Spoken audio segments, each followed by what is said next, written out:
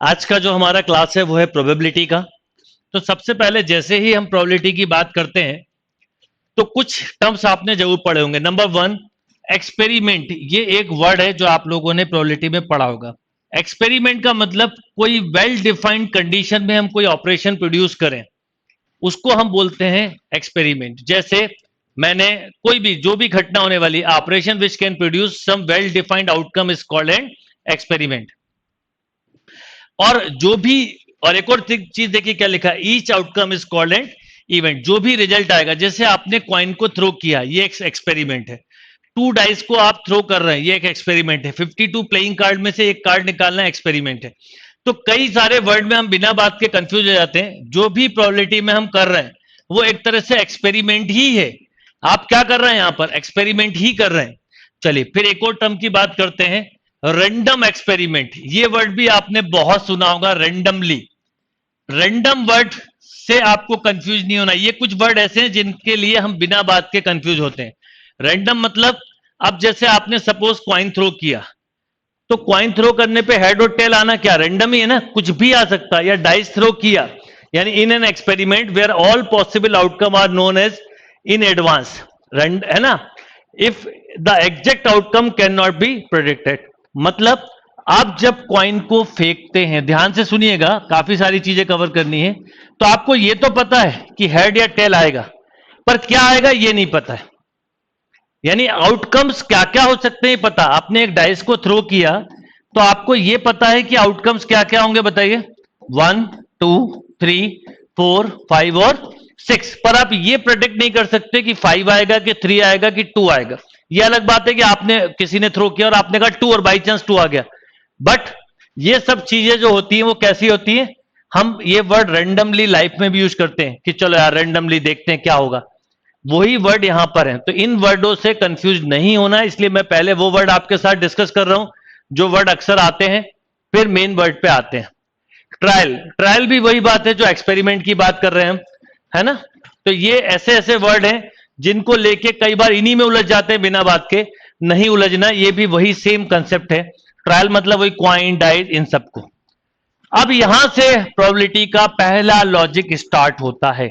आप ध्यान रखिए, जो मैंने अभी वर्ड बताए वो वर्ड आपको मिलेंगे, पर सबसे पहला कंसेप्ट यहां से स्टार्ट होता है।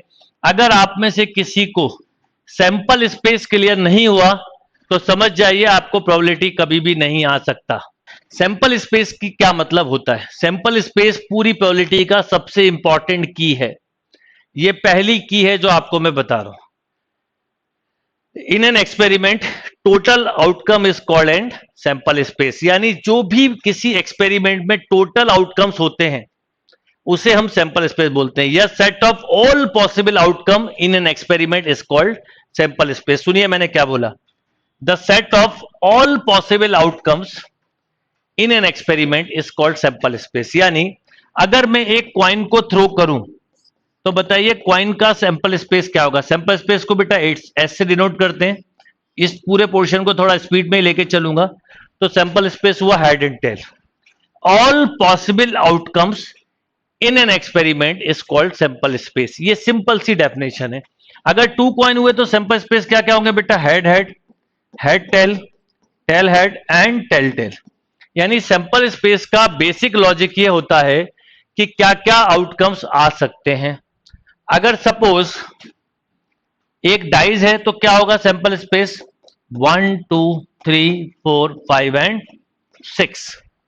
मान लीजिए एक कॉइन है आपके पास और एक डाइज है, तो सैंपल स्पेस कितने होंगे? तो आप बोलोगे सर 1 के साथ हेड, 2 के साथ हेड और 6 के साथ हेड, और ऐसे ही 1 के साथ क्या, टेल, 2 के साथ टेल, ऐसे 6 के साथ टेल। यानी टोटल आउटकम कभी भी निकालना हो तो एक सिंपल लॉजिक होता है, जैसे इसके 2 हैं इसके 6 हैं तो मल्टीप्लाई कर दीजिए। कितने हुए टोटल आउटकम? 12। अगर सपोज 2 डाइज हैं, देखिए जहां पे मुझे लगेगा वर्क करना है वहां मैं आपको बहुत डिटेल में बताऊंगा, क्योंकि बिना सैंपल स्पेस के कोई बच्चा प्रोबेबिलिटी सीख ही नहीं सकता। और सैंपल स्पेस का सबसे इंपॉर्टेंट कंसेप्ट हमने पीएनसी में सीखा है। यानी जो जो पॉसिबल आउटकम्स हो सकते हैं उनको कलेक्शन करने की, एक जगह कलेक्ट करने को हम सैंपल स्पेस बोलते हैं। The set of all possible outcomes in an experiment. जैसे 2 डाइज है तो 2 डाइज के सैंपल स्पेस कितने होंगे अगर मैं आपसे बोलूं, तो आप बोलोगे सर 6 इंटू 6, यानी 36 पॉसिबल कंडीशन बन सकती है। 2 डाइज की जगह यहां पर 3 डाइज दिया होता तो क्या होता, 6 इंटू 6 इंटू 6 यानी 216 आउटकम हो सकते हैं। प्लेइंग कार्ड है तो 52 प्लेइंग कार्ड होते हैं तो आउटकम 52 होंगे। प्लेइंग कार्ड है तो 52 कार्ड होते हैं, 52 होंगे। मान लीजिए आप कोई एक एग्जाम दे रहे हैं तो सैंपल स्पेस, सिलेक्शन, रिजेक्शन। मान लीजिए आप कोई मैच खेल रहे हैं, या तो आप विन होगे, लॉस होगा, ड्रॉ होगा, टाई होगा, यही पॉसिबल है। यानी जो जो पॉसिबिलिटी हो सकती है उस कलेक्शन को हम सैंपल स्पेस बोलते हैं। पूरी प्रोबेबिलिटी इस सैंपल स्पेस के साथ चलती है। इवेंट दूसरी चीज होती है प्रोबेबिलिटी का सबसे इंपॉर्टेंट बात या इंपॉर्टेंट वर्ड, वो है इवेंट। इवेंट मतलब एनी, सिंपल डेफिनेशन बोलूं, ये जो लिखी है वो तो है ही, any subset of a sample space is called an event. यानी इवेंट जो है वो सबसेट ऑफ सैंपल स्पेस होता है। Any subset of a sample space, जब भी, जैसे आपने एक कॉइन को थ्रो किया और कॉइन को थ्रो करने के बाद आपने बोला सर हेड आया, इज कॉल्ड इवेंट। आपने डाइस को थ्रो किया और आपने बोला सर 3 आया, इज कॉल्ड एन इवेंट। आपने प्लेइंग कार्ड को से कार्ड ड्रॉ किया और सपोज स्पेड आया, this is called event. Event मतलब जो भी हम एक्सपेरिमेंट कर रहे हैं उस एक्सपेरिमेंट का एक्चुअल में जो रिजल्ट होता है, लॉजिक समझिएगा, कोई भी आपने एक्सपेरिमेंट करा, उस एक्सपेरिमेंट के रिजल्ट को हम इवेंट बोलते हैं। जैसे अगर मान लीजिए आपके पास एक डाइस है, ध्यान से समझिएगा, 1 2 3 4 5 6 डाइस है, आपने थ्रो किया, तो अब हमें पता है कि डाइस को थ्रो करने पर इवेंट क्या होने वाला है। तो यहां पर मैं बोल रहा हूं, जैसे मान लो एक पर्टिकुलर इवेंट की बात करूं, इवन नंबर, तो 2 4 6 देखिए क्या है, सबसेट ऑफ सैंपल स्पेस। मान लो आपने कहा कि सर इवेंट है prime number 2 3 5, this is also subset of sample space. यानी जब भी कभी इवेंट वर्ड आए तो आप बिल्कुल बोल सकते हो कि सर ये कोई ना कोई सबसेट होगा, किसका, सैंपल स्पेस का। यानी सैंपल स्पेस के सबसेट को ही हम इवेंट बोलते हैं। अब कुछ और वर्ड हैं जो आप लोगों ने डेफिनेटली पढ़े हैं, लाइक इक्वली लाइकली इवेंट। ये क्या होता है, मैंने ये वर्ड अलग से क्यों लिखे, प्रोबेबिलिटी पढ़ाने के पहले इन वर्ड पे बात क्यों करना चाहता हूं, कई बार हम इन्हीं वर्ड के वजह से गड़बड़ कर देते हैं क्वेश्चन। प्रोबेबिलिटी में हम कोई भी इवेंट जब पढ़ते हैं तो हर इवेंट का टाइप इक्वली लाइकली इवेंट होना जरूरी है। इसका मतलब क्या है, इसका मतलब यह है कि 2 event is said to be equally likely if none of them is expected to occur in preference to the other, या ये जो डेफिनेशन लिखी है सेम बात है। अब जैसे अगर आपने डाइस को थ्रो किया, तो डाइस को थ्रो करने पे बताओ हेड और टेल के चांस कैसे हैं, इक्वल, यानी जितने चांस हेड के हैं उतने ही चांस टेल के, is called equally likely event. Suppose एक डाइस है, समझना आप, मान लो एक कोई डाइस है, ठीक है, एक डाइस है और डाइस पे क्या क्या नंबर है, 1 2 3 4 5 एंड 6। अब इनमें से मान लीजिए आपने कहा कि नंबर बताइए मुझे पहले, 1 या 2 या 3 या 4 या 5 या 6 के चांस कैसे हैं। सब जितने चांस 1 आने के उतने ही चांस, 2 आने के उतने ही चांस, 3 आने के उतने ही चांस, उतने ही चांस, उतने ही चांस 6 आने के, यानी सभी के चांस कैसे हैं, इक्वल। इसका मतलब ये इक्वली लाइकली इवेंट हुआ। अब थोड़ी देर के लिए सोचो कि अगर मैं बोलूं कि एक डाइस ऐसा जिसके 3 फेसेस पर 1 1 है और बाकी 3 फेसेस पे 3 4 5 है, ये क्या इक्वली लाइकली इवेंट है, नहीं है, क्योंकि इसमें 1 की परसेंटेज बढ़ गई। इक्वली लाइकली का मतलब है जो भी एक्सपेरिमेंट कर रहे हो हर एक के चांस इक्वल होना जरूरी है। Mutually exclusive and non mutually exclusive event क्या होता है, जब भी म्यूचुअली एक्सक्लूसिव की बात करते हैं तो कुछ कॉमन नहीं होता, no common point between 2 events, और non mutually exclusive at least 1 common point. अब इसका मतलब क्या है वो समझाता हूं, इसका मतलब क्या समझाता हूं। जब भी कभी बात की जाए कि म्यूचुअली एक्सक्लूसिव इवेंट है, इसका मतलब है कभी भी जैसे E1 और E2 म्यूचुअली एक्सक्लूसिव है तो E1 इंटरसेक्शन E2 हमेशा एम्प्टी होगा, और नॉन म्यूचुअली एक्सक्लूसिव इवेंट है तो E1 intersection E2 not equal to empty set होगा। इस बात को थोड़ा एग्जांपल से समझिए और याद रखिए कि म्यूचुअली एक्सक्लूसिव और नॉन म्यूचुअली एक्सक्लूसिव कब यूज होता है। ये छोटे छोटे वर्ड हैं, एक बार सीख लिए तो प्रॉब्लम ही खत्म हो जाएगी। सिंपल सा एग्जांपल लेता हूं, हेड और टेल। बताओ हेड और टेल में इवेंट है हेड आना, E2 इवेंट है बेटा सपोज टेल आना, तो E1 और E2 आपस में पूछूं तो क्या होगा?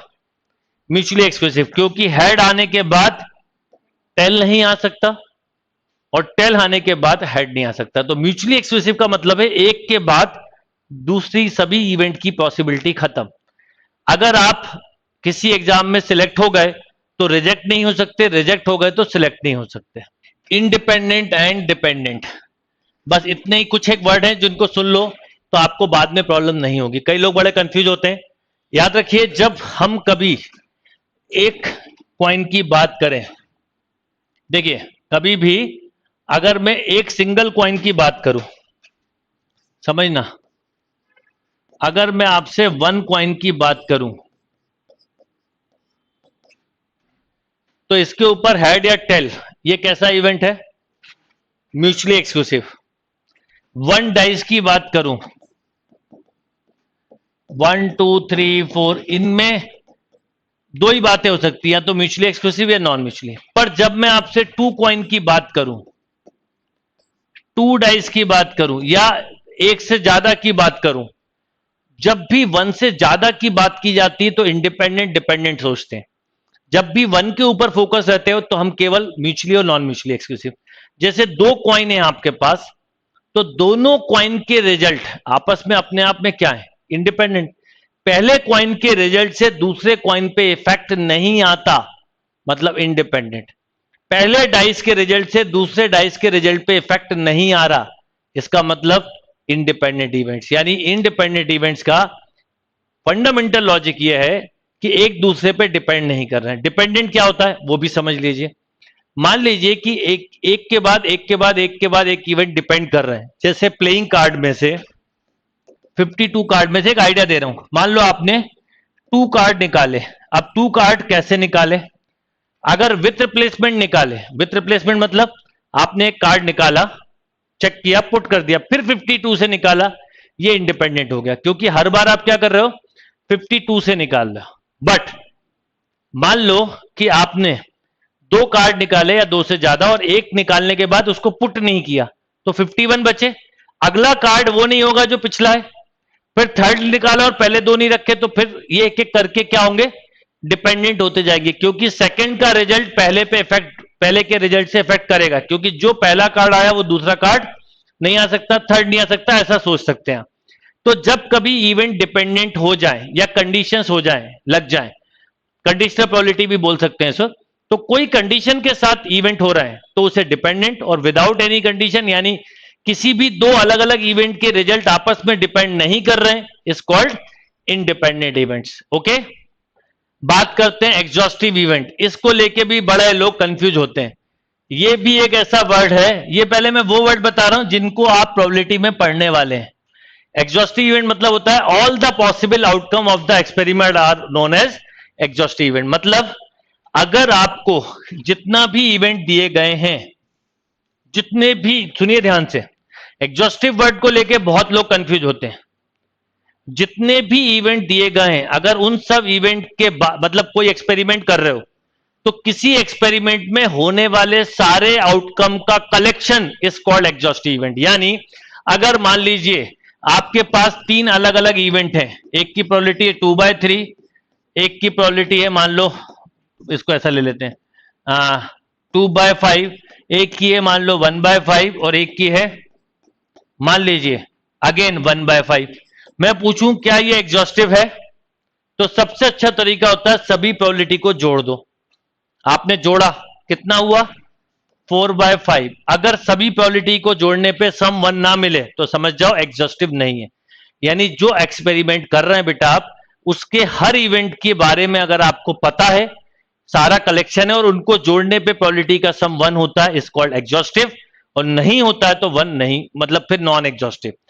Favourable event, favorable event, the outcome which make necessary the happening of the event in a trial are called favorable event। favorable event का मतलब होता है कि जब आप कॉइन थ्रो कर रहे हैं और आपने कहा हेड, तो आपका फेवरेबल क्या है, हेड। मैंने डाइस थ्रो की और आपने कहा सर 2, तो 2 आपका क्या है, फेवरेबल, यानी जो आप चाहते हो चीज उसको हम बोलेंगे फेवरेबल, यानी मेरे फेवर में बात हो रही है कि मेरे अगेंस्ट बात हो रही है। इसलिए आपने देखा होगा ऑड अगेंस्ट ऑड इवेंट भी वर्ड आता है।